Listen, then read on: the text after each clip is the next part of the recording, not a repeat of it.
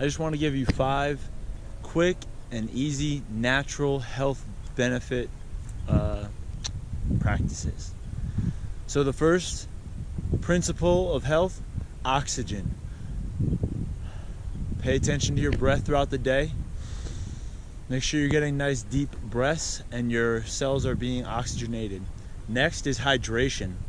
Make sure you drink a lot of water, probably more than you think you need, and try and balance it out with some coconut water so that way you keep replenishing your electrolytes.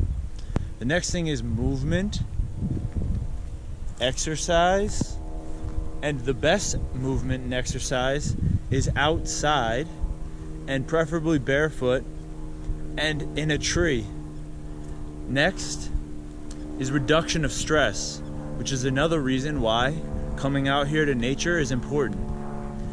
The last thing is elimination, getting rid of the physical stuff inside of you that's toxic.